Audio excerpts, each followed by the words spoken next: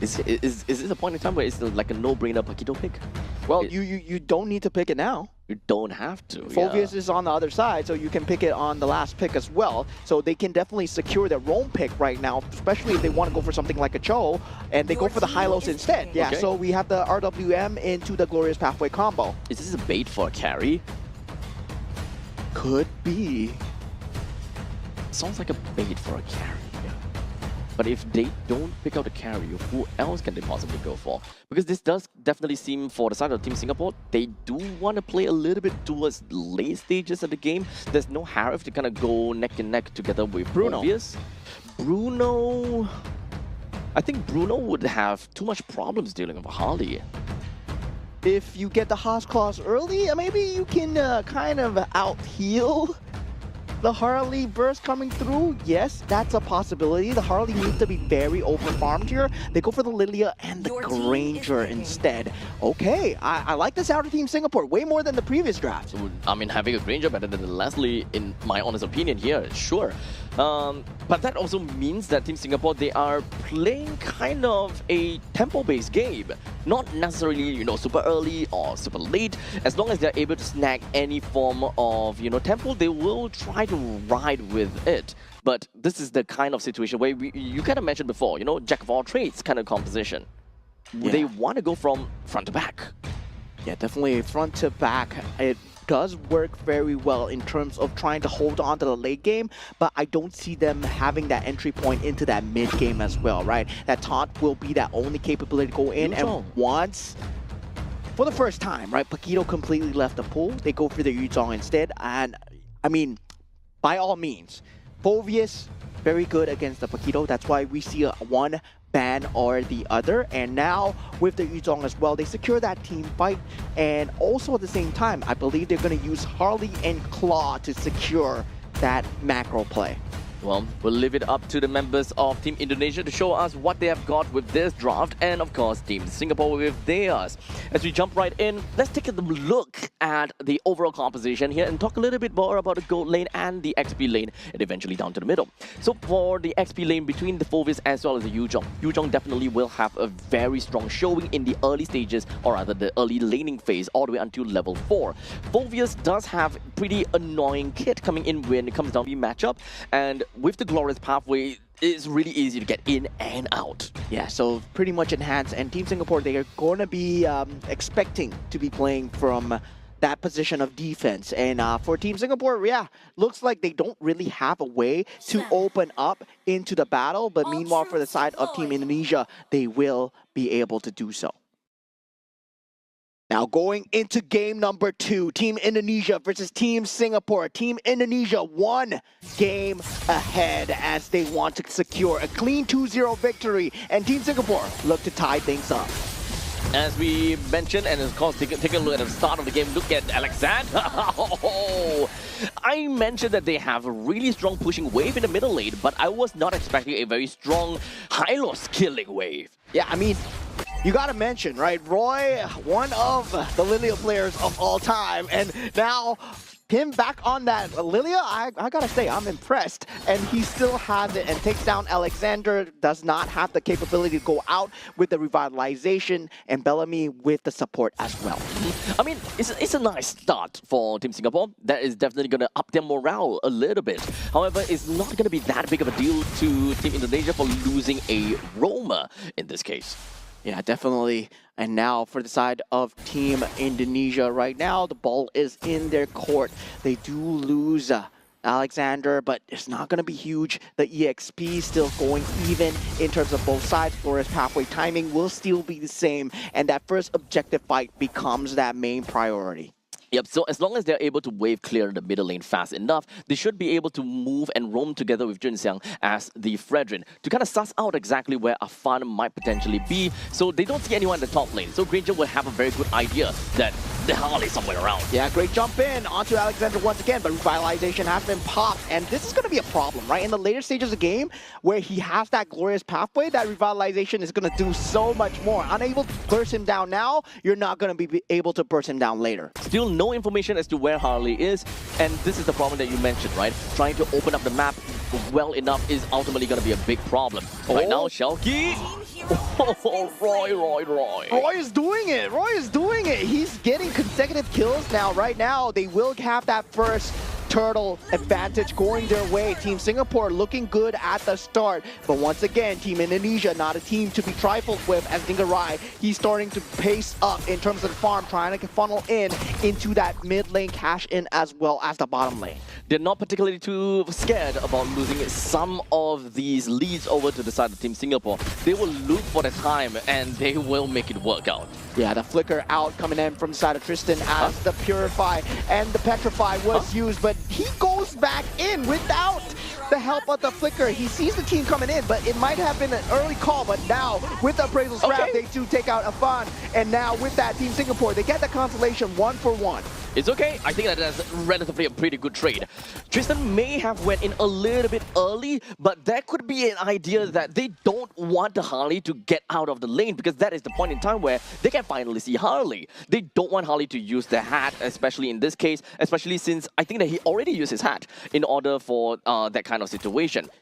Okay, theory crafting, pure copium here. Team Singapore gives up the first game, pulls out to Leslie. Oh, we're so bad, but now, oh, we're so good. We're so in. Yeah, we're so in. We are so back here, Team Singapore fans, as now Team Indonesia, they're down 2 kills, but still, that's just 1,000 gold here. This is just us joking around, and Team Indonesia, they're not out of this yet. Not out of it. Yeah, they will still have a lot of capabilities to come back into the game.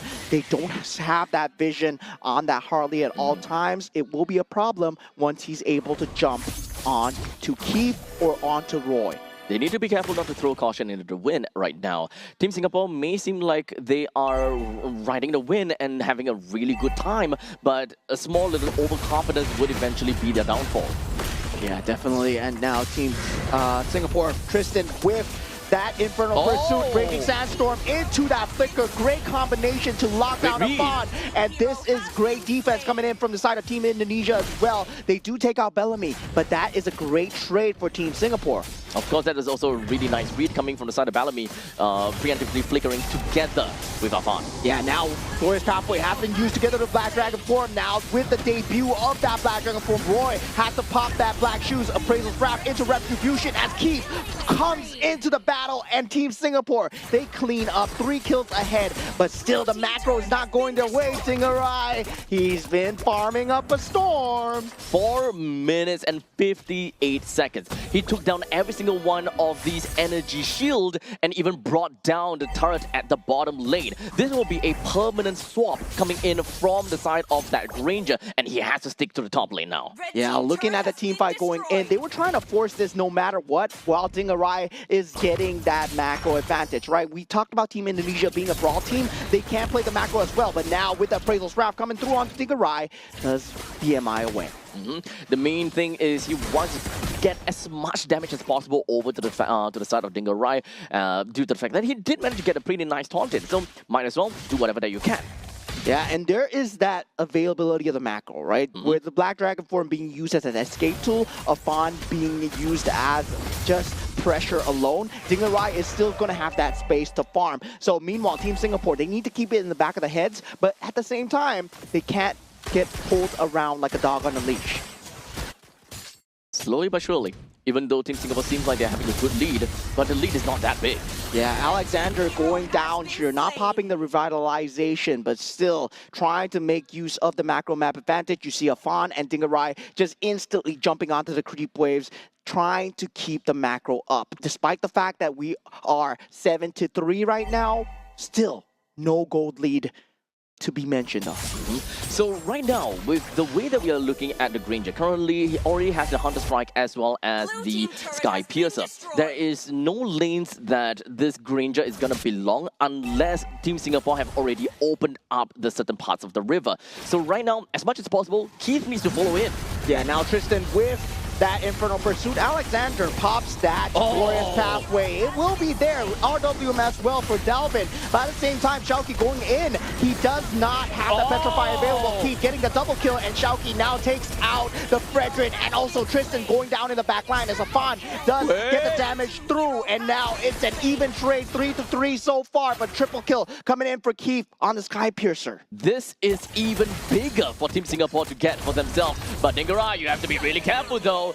The BMI will essentially help him get away. And Keith, you can't overstay your welcome right now. You managed to get 4 kills for yourself. Massive amount of Sky Piercer stacks. That is going to lead up to a really good upcoming fight. Yeah, now with that turtle being up for the grabs, Jinxiang will be falling in here. Glorious Pathway already used. Team Indonesia right now, they're 5 members strong. They want to fight this. Black Dragon form not available. Afan does have the ultimate though. He can pop Keith on the side as this is Flying Clouds. Everybody is trying to collapse into this as the turtle now falling lower. Jinxiang does get the turtle, and now Bellamy falling extremely low. Blazing Duet being used as Zingarai takes out Bellamy, and Team Indonesia, they want to collapse with the RWM right behind. And now for Team Singapore, they have to retreat as Royven goes down, not able to pop the black shoes in time, and Tristan will be going down as well. Team Indonesia, they're just killing everyone, and now with the counter initiate onto Dingarai, that's a great consolation, but 4 for 1. That was a really big appraisals wrap, but unfortunately, all in all, Keith still went down, so the amount of Sky Piercer stacks is gonna get halved down. Yeah, Team Indonesia showing that they might have lost the battle, but they didn't lose the war, right? They're waiting for the power spikes, getting the farm across the initial members. And if you take a look at the team fight, yes, a great consolation coming out from the side of Jinxiang with the appraisals wrap into that taunt, and Keith getting that Sky Piercer stack down. Oh, such a juicy appraisals wrap. We don't get to see that very often, being slapped right onto a Claude, which is a backliner, by the way. So right now, even though Team Singapore has got a lot of those Sky Piercer stacks go over to Keith, got halved in the end of the day, and now Team Indonesia, they have managed to reclaim control of the land of Dawn, getting themselves a total of 3,000 gold lead. And this is going to be the part where things start to get really difficult. Keith will now have a difficulty in surviving because of the presence of Afan, while Dingarai more or less have got really good farm already and will play for teamfight very effectively too. Yeah, I mean, for Team Singapore, it feels like they are forced to stick together. Meanwhile, for the Team Indonesian guys, right, they can play a part, right? They can play in a singular unit. They have so much survivability, and that is the highlight of their lineup so far. And this is the power of the Claude. You can leave Delvin with Alexander. Meanwhile, the other 3, they can just roam around the map. As of now, the Lord is finally spawned, and Team Singapore, they're looking for an opportunity to eventually just ride with it. Yeah, right now they still need to be wary of the Granger. He's dealing decent damage onto the members, but of course he has to resource utility and just cycle that through with the Glorious Pathway being popped from the side of Alexander. Does not get the stun so far. And Team Indonesia right now, they will be still dancing. Yep, they will have to regroup for now. Tristan has already used a flicker for himself, and right now Team Indonesia, they are releasing the Lord back over to the hands of Singapore in order to play and dance around the Lord. Yeah, with this control though, RWM has been popped. Jinxiang extremely low, appraisal graph not connecting, but Alexander goes down. But the jungler is gone from the side of Team Singapore. Team Indonesia, they know this, they pounce, they strike Dingarai with the Blazing Duet, doing so much here. 3 members already down, and more to follow as it will be a complete wipeout. Team Indonesia, double kill for Delvin. And now they're trying to do their absolute best to take down as much of the standing objective.